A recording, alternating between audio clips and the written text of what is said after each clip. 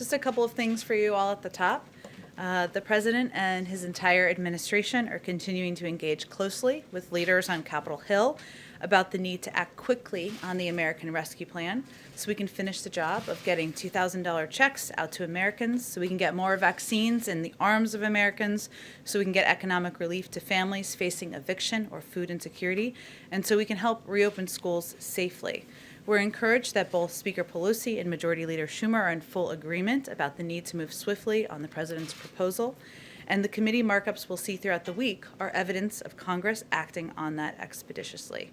Our expectation is that this week's House markups will track closely with what the president has proposed, but there will, of course, be adjustments to strengthen the bill and tweaks as a result of the legislative process, which he's quite familiar with, having served there for 36 years, which is exactly how the process is supposed to work. We're also going to continue to make the case directly to the American people about the urgency of getting this package across the finish line, including through national and local TV and radio interviews, engagement with hundreds of mayors and county elected officials, consultations with stakeholders across the political spectrum, from labor and rural leaders to the faith community. Here's a quick overview, a number of you have asked about this, of the sense of the scope of our efforts. Over a dozen senior administration officials have conducted over 100 national TV, radio, and podcast interviews to discuss the American Rescue Plan. We've done over 30 local TV interviews in states ranging from Nevada to Louisiana to Pennsylvania. In the last week alone, our legislative affairs team had done more than 300 calls with members and staff on the Hill, including 40 calls with Republicans or bipartisan groups. And you can expect that the president will engage throughout the course of this week with a range of stakeholders, including business leaders, mayors and governors. And as we've discussed before, this message is resonating. Poll after poll show a bipartisan majority of the American people in support of the president's plan. A couple of other quick updates for all of you. Many folks likely noticed, if you all watched the Super Bowl, the President and the First Lady yesterday appeared in a PSA that aired during the pregame show, thanking healthcare workers and addressing the importance of continuing to wear masks and getting vaccinations when it's your turn. This is a good example of how you can expect the White House in the coming months to reach out with critical public health messaging as part of an education campaign, meeting Americans where they are, on their couches, watching the Super Bowl for yesterday, and communicating about the important mitigation steps people can take. As many of you also know, last night during the Super Bowl, President Biden called service members to thank them for their courage, dedication, and service to our nation. He first called troops with Resolute Support Mission in Kabul, and then the USS Nimitz. He then shared via ship broadcasts a message to the nearly 5,000 sailors and Marines who comprise the USS Nimitz crew. With that, let's get to your questions. Go ahead, Alice. Thanks, Jen. I have two. The first is on your favorite topic, impeachment. Does the president have plans to watch any of the trial this week? And does the White House prefer a speedy impeachment trial, or would the president prefer a full airing of the violence at the Capitol and Trump's role in inciting it through things like live witnesses? Well, first, the president himself would tell you that we keep him pretty busy, and he has a full schedule this week, which we will continue to keep you abreast of as soon as we have more details. But we've already announced his plans to go visit the NIH, to go visit the Department of Defense.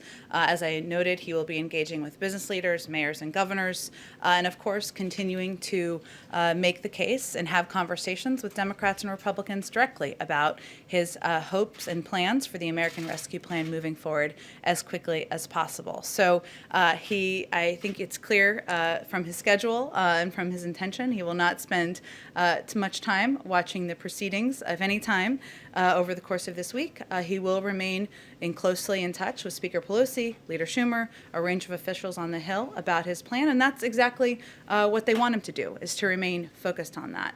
And he will leave the pace and the process and the mechanics of the impeachment proceedings up to members of Congress. And President Biden said there's no need for Trump to receive intelligence briefings. Has Trump requested any? Has he received any? And is that the official decision, or who is that decision left up to?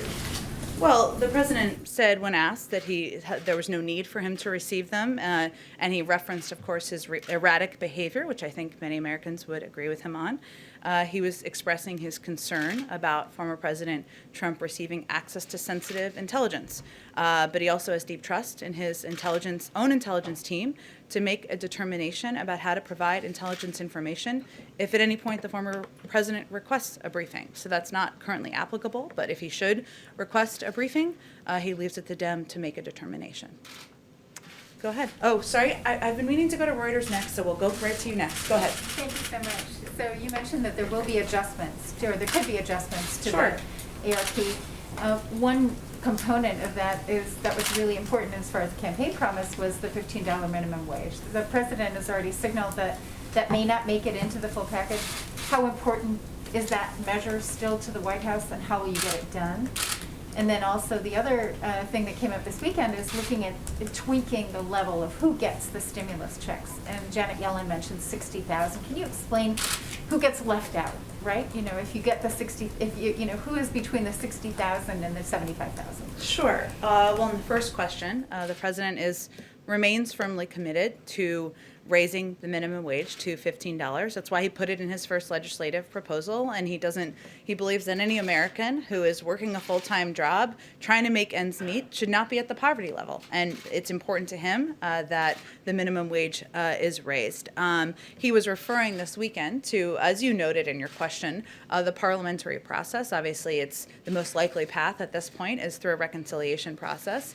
There is a parliamentarian who will make decisions about what can end up in a final package. And that was certainly what he was referencing in his comments.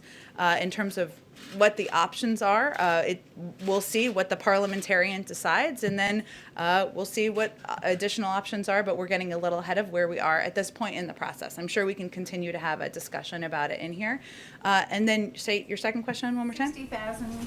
Sure. Well, one of the pieces that the president has talked about is his openness to engaging and having a discussion about what is called, kind of the unofficially called, I guess, the scale up, right? So his proposal, as you know, had proposed $1,400 checks to make the $2,000 whole. He had proposed kind of a threshold. There's a discussion right now about what that threshold will look like.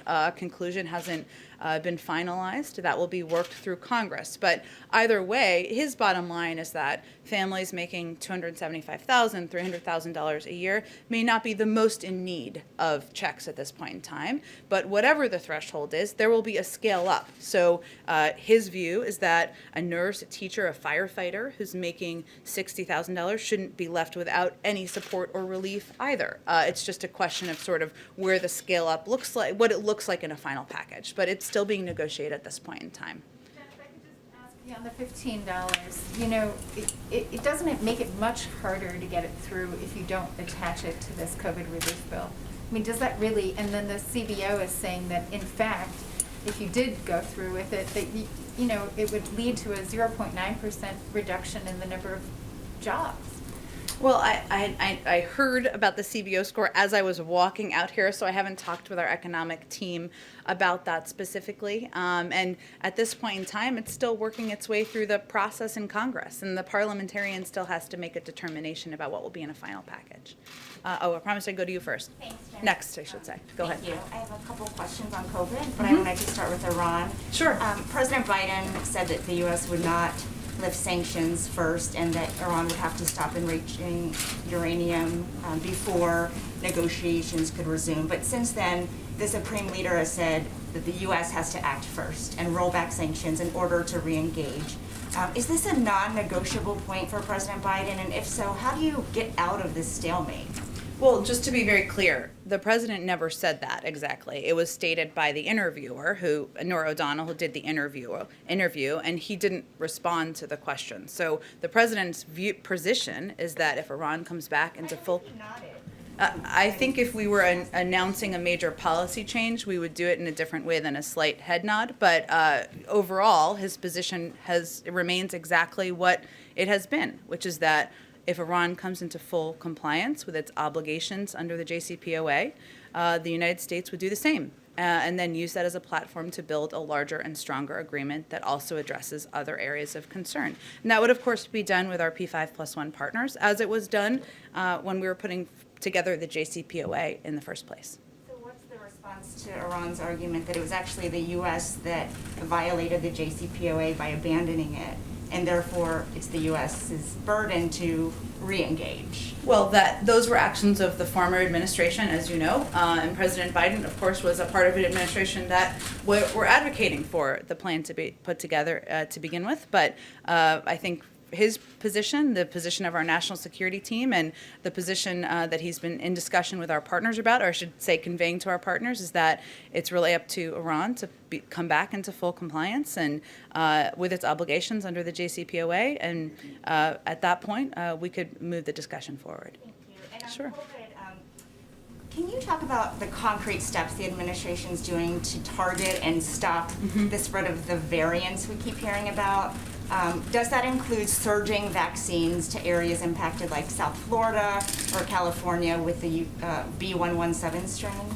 Well, I know for those of you, and I know we had a lot of briefings today, who had the opportunity to participate in the briefing with some of our medical and health experts. They talked about the importance of not only vaccination, getting the vaccine when you're eligible, that is a protective step, obviously, and also abiding by a number of the mitigation steps that our health experts have recommended. But beyond that, I'm not going to go beyond the advice of our health and medical experts at this point in time.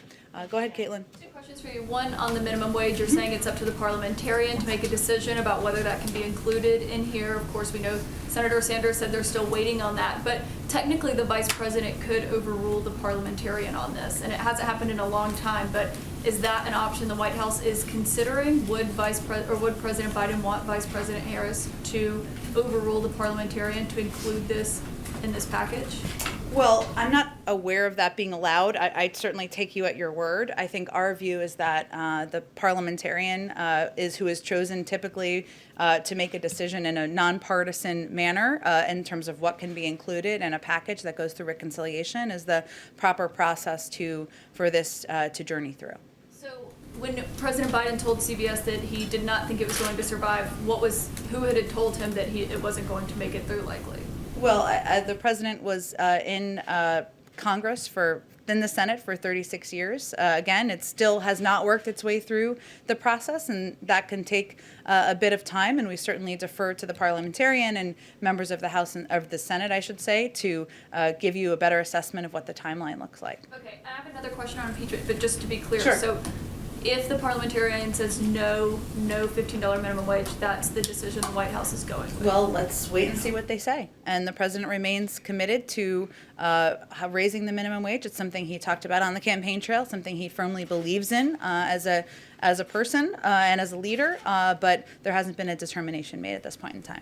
Okay, and so on impeachment, the president and the White House has not said either way if he believes that former President Trump should be convicted by the Senate in this trial. But if he doesn't believe that he should get access to intelligence briefings, why can't he say whether or not he should be convicted by the Senate? He's no longer in the Senate. He's retired from the Senate and he's president of the United States, and his focus is on getting relief to the American people. And that's exactly what he's conveyed publicly, of course, and privately as well. And he'll leave it to his former colleagues in the Senate or members of the Senate to determine the path forward. But doesn't he think that someone, if he believes his behavior is too erratic to get access to intelligence, then doesn't he believe that he should be barred from holding office again? Well, he ran against him because he felt he was unfit for office, and he defeated him. And that's why he's no longer President Trump is no longer president of the United States. So I think his views of the former president are pretty clear, but he's going to leave it to the Senate to see this impeachment proceedings through. Go ahead. Just to follow up on that question, will the president commit to giving his view once all the evidence is heard in the impeachment trial? And then secondly, a question on Myanmar. What is the U.S. doing to perhaps accelerate some of the action we're seeing over the weekend with protests? And secondly, how concerned is the U.S. about China, which has not stepped in forcefully and is not calling it a coup? Sure. The Our national security team has been in touch with a number of our partners and allies. We were outspoken quite quickly in the days following the coup, and we designated it a coup very quickly. In terms of what actions we're taking, there are considerations that are underway or policy processes that are underway on our national security team as we speak. I don't have an update on that today, but when we do, we'll certainly make you all abreast of that. And certainly we are concerned about China's absence from the conversation and lack of a vocal role here. On the first question, the president was asked about this morning, and he made pretty clear he wasn't planning to speak to it. So he's no longer in the Senate, and we put out a statement at the conclusion of the House proceedings. I certainly would consider doing that at the conclusion of the Senate, but I don't expect that he's going to be, posturing or commenting on this through the course of the week. Go ahead. Thank you, Jen. I do have a question on COVID, but first on energy. When is it that the Biden administration is going to let the thousands of fossil fuel industry workers, whether it's pipeline workers or construction workers, who are either out of work or will soon be out of work because of a Biden EO, when it is and where it is that they can go for their green job? And that is something the administration has promised. There is now a gap. So I'm just curious when that happens, when those people can count on that. Well, I'd certainly welcome you to present your data of all the thousands and thousands of people who won't be getting a green job. Maybe next time you're here, you can present that. But you said that they would be getting green jobs, so I'm just asking when that happens. Richard Trumka, who is a friend, longtime friend of Joe Biden, says about that day one Keystone EO, he says, I wish he, the president, had paired that more carefully with the thing that he did second by saying, here's where we are creating the jobs. So there's partial evidence from Richard Trumka.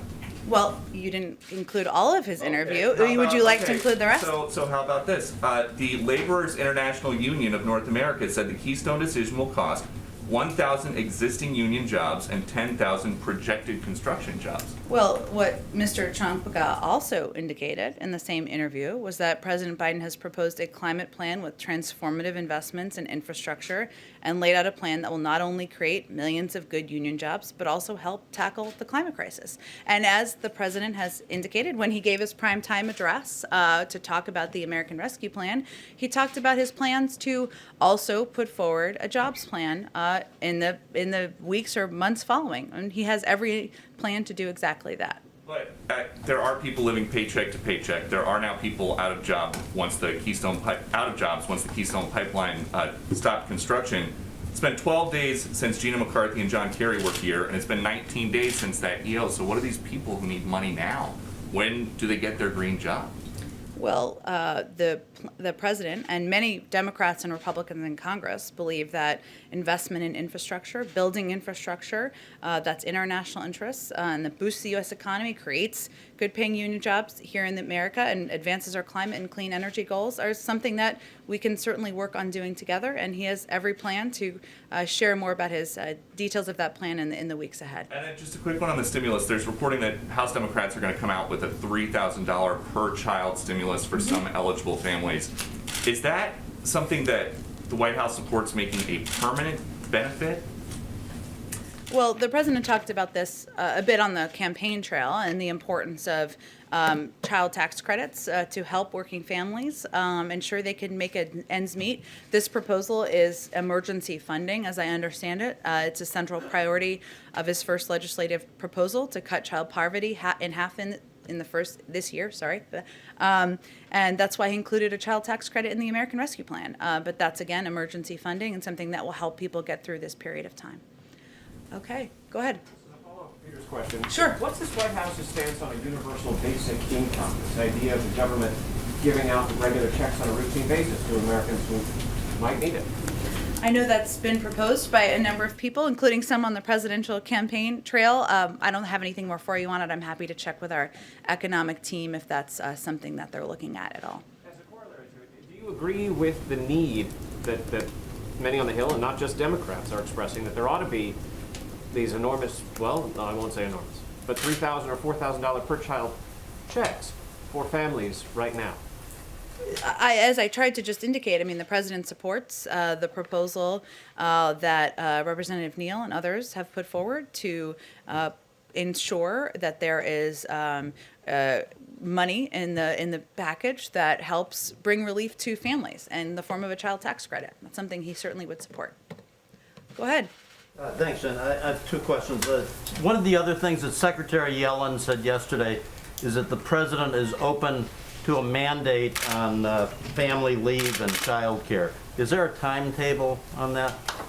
I don't have any more details or a timetable for you. Certainly, as a father himself, this is an issue that he has spoken about in the past, but I don't have any more details at this point in time. And also, yesterday, did the president or did the White House have any concern about what we all saw on TV from Tampa about the thousands of people out celebrating and without masks? Any concern there? Certainly. I mean, the president, I haven't spoken with him specifically about the events of this weekend, but, he did a PSA yesterday with Dr. Biden, making clear that social distancing, that mask wearing, that getting the vaccine when you have the opportunity to get the vaccine are vital steps to keeping more Americans safe and saving more lives. And certainly, we know the Super Bowl looked not like different from what it has in the past, and he also conveyed that he's hopeful that next year will be a moment where everybody can celebrate and party. But he is, of course, concerned when there are pictures and photos, we all are, that show many, many people without masks in close distance with one another at the height of a pandemic. Go ahead. Jen, I have two questions. First, President Biden said in the CBS interview that he hadn't spoken to President Xi yet because he hadn't had an occasion to talk to him. There's no reason not to call him. But has there been, is it actually part of the strategy to not call him yet and to hold off on that in hopes of kind of sending a message to China that President Biden is not going to, try to work really hard to curry favor? Is there something happening there?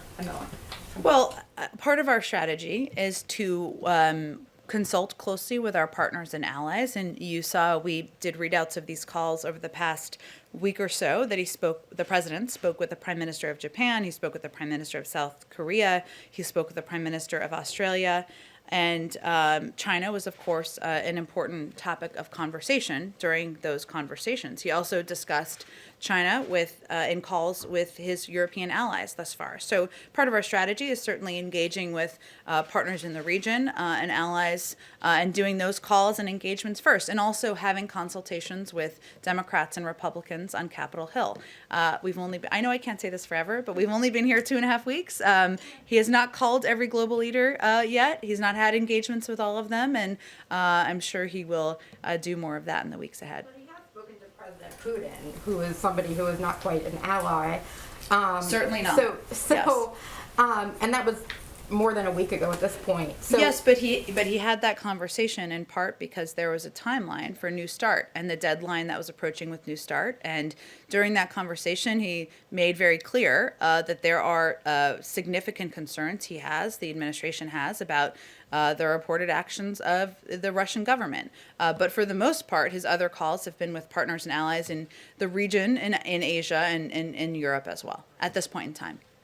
and then on something else, Ron Klain said on January 21st that the administration was going to try to build what he described as a national clearinghouse for information about the COVID vaccine. Is something like that being built in the administration? And if so, how long do you think that's going to take? I think people are really struggling to find information about their state, their county, and there's so much difficulty in the vaccination process. You're right. There's a great deal of confusion, and one of the focuses we have had is trying to alleviate that confusion. And part of that has been through working with governors and local elected officials. One of their biggest requests has been to have more of a heads up on how much vaccine supply there would be. Of course, to increase vaccine supply, we've worked to do both to ensure that there's 3-week planning time for vaccine allocation, increases in allotments as supply allows, and of course deploying government resources to sites where they are needed. We're looking at a host of measures that could help us achieve our goal, of course, of getting 100 million vaccines in the arms of Americans in the first 100 days, and also ensuring that we're reaching communities where there are higher levels of vaccine hesitancy. But the president has directed his team to use whatever tools and resources necessary to get the job done. So there are a range of options under consideration, but I don't have any updates for you on that particular proposal. Certainly, a lot of people would love that, but we're looking to prioritize how we can be most impactful as quickly as possible and working with states and governors to make those determinations. Go ahead, Ann. Thank you. Back on impeachment, Sure. You mentioned that the president will be in close contact with Senator Schumer. Do you expect that to be daily? Have they spoken since he's gotten back from Delaware? Will that be a regular way that the president is briefed on the progress of the impeachment trial? I don't expect that would be a primary topic. I actually expect it would be more about the American Rescue Plan and progress being made on that front. There are, of course, markups happening this week, more on the House side, and the president has remained in close touch with Speaker Pelosi and Leader Schumer very regularly over the course of the last few weeks, and I expect that would continue. Do you expect that they will have any strategy discussions at all as the trial is unfolding? I don't expect that would be a primary point of discussion of their conversations. You said that he's busy and he's not going to be spending moment by moment attention to it this week, but will he get a daily update or perhaps more frequently than that from White House staff? I don't expect that will be a primary focus for him this week or of his senior staff either. I have a foreign policy question. Sure. Following on Luigi's question about Iran. When the president ruled out dropping U.S. sanctions, immediately he didn't then go on and talk about some of the other strategies that are out there, including, for example, that the United States might drop its objections to Iran receiving an IMF loan, COVID-related IMF loan. There are a couple other ideas that would allow Iran to get some economic benefit that would not be sanctions and maybe grease the wheel for negotiations. Does the president have a view on those strategies, and were they part of the discussion at the principals meeting on Friday? I'm not going to read out a principals meeting, which was primarily focused on a range of issues in the Middle East. Of course, Iran was a topic of discussion, or was expected to be a topic of discussion. I think during the interview, the president was asked about whether he would roll back sanctions, and he conveyed no, that the ball is in Iran's court. It wasn't a more extensive conversation than that during the interview, and that's long been his position. So that really is the next step in terms of engagement with Iran from here. Ruling it out necessarily, that there might be other ways to sort of help Iran get back to the table that would be short of dropping U.S. sanctions? Well, again, I think his view is that the ball is in Iran's court to come back into full compliance with the JCPOA, and that would be the basis for the United States doing the same, and then using that as a platform to build a longer and stronger agreement. But that is really the next step, in his view, in the process. I have one more very quickly on the post office, if I could. On-time first-class mail delivery dropped to 38% in December of this year from 92% the year before. Does the president have a view on whether the Postmaster General should keep his job, and if he would like to see the Postmaster General removed, would he move to change the makeup of the governing board that could make that happen? Well, as I understand it, there are a number of openings right now on the governing board of the post office, or vacancies, I should say, that would, of course, work their way through a personnel process. I don't think I have anything more on this for you, but I can follow up with our team and see what more we can report out. Go ahead. Back on the subject of the COVID checks, Bernie Sanders said it would be absurd to lower the threshold, the income threshold, and some other Democrats have raised the prospect that doing so could lead to a political backlash, given voters in Georgia were explicitly promised this aid by the president, and they didn't really have any reason to believe that fewer people would qualify for that aid under the Democrats' plan. So I'm wondering if that's something you guys are concerned about, and how you would address that criticism. Well, the president proposed the $1,400 checks to make plus 600 is of course $2,000 because he was felt it was important and vital to get that direct relief to as many Americans as possible and target that relief to the Americans who need help the most. And that's how his original plan and proposal was designed. He's also said, and I've said many times from here, that the final plan will look different from what the plan he proposed in his joint session address. It's still working its way through Congress, and I don't think a conclusion has been made yet on the exact level of targeting. And when it does, we're happy to have a conversation about that. But part of this is an opportunity for members of both parties and members who are across the political spectrum, of course, even in the Democratic Party, to weigh in on what the path forward should look like. Go ahead in the back. Thank you, Jen. A little bit of follow-up on the Iran and China question. What does President Biden consider the biggest threat to the U.S. national security? Overall in the world? Yes. Well, I'm not sure I'm going to define that for you in this moment. There are a range of threats that he's talked about in the past, and I'm sure he'll have more to say on his national security approach and strategy in the weeks ahead. I have one question. Last week, a report made by NGOs and universities was sent to the White House recommending that United States break negotiations on trade and others with Brazil over climate and human rights violation. And likewise, some Democrats on the Hill already had expressed the same opposition to expand economic partnership with Brazil. Is the White House paying attention to those reports and to what's happening in Brazil?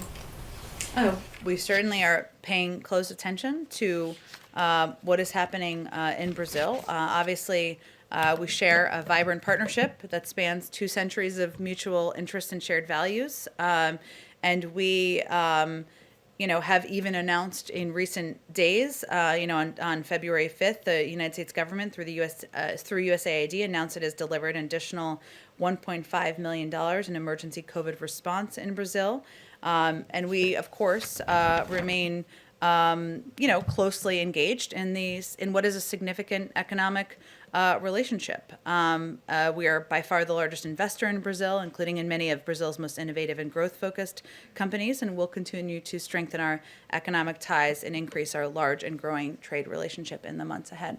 But Jen, the policies of the Brazilian president and President Biden on the many issues, climate, gay rights, other ones, are very different. Mm-hmm. How can they work together? Well, just as is true in many of our relationships, we look for opportunities to work together on issues where there is joint national interest, and obviously there's a significant economic relationship, and we will not hold back on areas where we disagree, whether it's climate or human rights or otherwise. And so that will be the path forward with our relationship with Brazil as well. Go ahead, Yamiche. Thanks so much. A few questions. The first is, what should Americans take away from the fact that President Biden campaigned on unity, talked about unity, got into office, about 2 weeks in, has decided, all but decided it seems, to go with a process where Democrats can pass a $1.9 trillion plan without the support of Republicans? I know that there are Republicans across the country that the White House is pointing to saying they support this bill, but there is the fact that Democrats don't have to have Republican support in Congress for this bill, and the president is seemingly supporting that process. So I'm wondering what people should take away from that, and will that definition of bipartisanship be the one that is going forward with this White House? Well, the president ran on unifying the country, not on creating one political party. But I will note that 16 of the last 21 reconciliation bills that have gone through Congress have been bipartisan. And certainly, there's opportunity for Republicans to not only offer amendments as it's going through the House committee process, and then we'll go through the Senate committee process following that, but they will have the opportunity to, of course, vote for a package that the vast majority of the American people support. The president is his first priority is getting relief to the American people. But the vast majority of the public, Democrats, Republicans, Independents, are with him in that effort. There's a long history of bipartisan support for reconciliation bills, a parliamentary process. Again, I don't think the American people are particularly worried about how the direct relief gets into their hands. And that if that's the process that it moves forward through, which seems likely at this point, the president would certainly support that. I have a question also on impeachment. I know the president, you say, isn't going to be watching it, but there are going to be millions of Americans who will be watching it. I wonder what the president's message is to Americans, especially the ones that are still mourning the loss of people who died in the Capitol, who are still wondering whether or not the president, former President Trump, will be possibly acquitted in this trial. Even if President Biden doesn't want to say whether or not President Trump should be convicted. I just wonder if the White House has any message to Americans who are gearing up for what could be a tumultuous and traumatic 2 weeks. Well, the president's focus is on delivering what those millions and millions and millions of Americans care deeply about, which is getting the pandemic under control, putting putting millions of Americans back to work, getting vaccines in the arms of Americans, reopening schools. And he has been clear that he views the events of January 6th as a horrific attack on our democracy. He put out a statement. We put out a statement from him, I should say, when the House voted. But he's going to leave it to the Senate to determine the path forward here. That doesn't change, and his view is that he was elected to deliver on the promises he made on the campaign trail. So that's what he's going to keep his focus on in the weeks ahead. Go ahead. Oh, go ahead, Yamiche. Saying that the GOP can offer amendments, that doesn't mean that they have to listen to them or accept them. So I wonder then if Republicans have to just accept what the Democrats have approved. I just wonder if you could talk a bit more about this definition of bipartisanship, because there is this, I know you're saying that Democrats and are giving Republicans the opportunity, but there's still this idea that Democrats are in 2 weeks in are going it alone. Well, again, 16 of 21 reconciliation bills in the past have received bipartisan support. And the ideas in this package, the proposals in this package, have broad support from Democrats, Republicans, and Independents across the country. So I would pose the question back to Republicans. Why aren't you supporting what the vast majority of the public supports? I'll leave it at that. Go ahead. Oh, sure, go ahead. Completely It's okay. different, but we can switch topics. It's fine. Go ahead. A completely different topic, which is Defense Secretary Lloyd Austin wrote his first memo on January 23rd that the president had ordered a 90-day commission to pursue solutions to sexual assault in the military. I'm wondering if you could talk a little bit about if that's a White House commission, a defense commission, who picks the commissioners, anything more you can say about that commission that's supposed to be looking at sexual assault in the military. I believe it's a commission at the Department of Defense. It's certainly an initiative the President of the United States supports, but I would send you to the Department of Defense for more specifics about the timeline and membership. Go ahead. With some of the crises that the nation has faced in recent months, you've got COVID, more than 400,000 Americans dead, January 6th, the attack on American democracy. There have been calls for a 9/11 style commission to write the official histories of those events. Is that something the president would support? Of the COVID commission? Or 9/11? I'm sorry, or January 6th, rather. A determination of that kind would be made by Congress, as you well know, and his focus at this point in time is on addressing the crisis in this moment, right? Which is ensuring that more Americans get shots in their arms, that we are getting the pandemic under control. There has been a report by HHS looking at the prior administration's handling of the COVID crisis, and we've also not held back in areas where we felt that it was handled in a way that impacted the lives of millions. But at this point in time, our focus is really on getting the pandemic under control, and we'll leave that decision up to Congress. Go ahead. Two quick ones. One, news of the day. Has President Biden reached out to anybody from the Tampa Bay Buccaneers? And if not, is that something that's going to happen today? It's very exciting, the outcome of the Super Bowl, I guess, if you're a fan of the Buccaneers. But we will be inviting, I don't have an update for if it's happened yet, but I do have an update that we look forward to inviting the Buccaneers as well as the 2020 NBA champions, the Lakers, to the White House when it is COVID safe. But I don't know when that will take place yet. Thank you. And on immigration, there's some new reporting that ICE is going to get some new guidance to no longer focus on deporting illegal immigrants who have been convicted of DUI, simple assault, solicitation, drug-based crimes, among other things. And I'm curious how that is in the interest of public safety. Well, first, it's guidelines that would be put out by the Department of Homeland Security, and I'd certainly send you them. They have a confirmed secretary now, but the priority for the enforcement of immigration laws will be on those who are posing a national security threat, of course, a public safety threat, and on recent arrivals. Nobody is saying that DUIs or assault are acceptable behavior, and those arrested for such activity should be tried and sentenced as appropriate by local law enforcement. But we're talking about the prioritization of who is going to be deported from the country. And more broadly, would this be what Biden was talking about in the debate where he said in the Obama administration they didn't do enough to reform the immigration system because he was just vice president, but that if he was president, things would change? Is this the kind of change that he was talking about? Well, I think the kind of change he was talking about was putting forward an immigration bill at a time where modernization of immigration is long overdue, that addresses not only a pathway to citizenship, but puts in place smart security measures and addresses the root causes of these issues in the countries in Central America. So I think that's primarily what he was referring to, but also prioritization, which again would be up to the Department of Homeland Security to ensure our focus is on the individuals who pose the greatest national security threat, is also something he's long supported.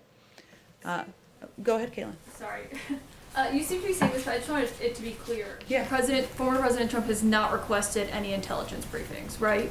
Not that I'm aware of, but I would point you to the intelligence community and the ODNI for more specifics. And to follow up on that, why is there a reason Morgan Muir is no longer leading President Biden's daily intelligence briefings? I believe he's overseeing the process of preparing materials, but I don't have any more details. I'd point you to ODNI on that as well. Okay, so there's no reason you know that he's not leading the in-person briefings. He's assembling the daily brief, Yeah. he's not leading them in person. Which like is he a very was. important role to play and very labor intensive, but I would point you to them for more specifics on the briefings and who will be providing the briefings. Go ahead. Thanks, Jen. I have two questions. One's a quick follow on Sure. impeachment. Aside from the particulars of this case, does President Biden think it's constitutional to impeach and convict a former president who is no longer in office? I'm just not going to have any more for you on weighing in on impeachment. I appreciate it's a big story, but our focus is on the American Rescue Plan and delivering for the American people. Got it. I do have a Yep. COVID crisis related question. Go ahead. Because the attacks in the Asian American community continue to rise, and over the weekend there were some videos that went viral because elderly Asian Americans were really attacked and in a way that is difficult to watch. And I wonder, other than the presidential memorandum, is President Biden going to take any further actions to address this problem, and has he seen the videos?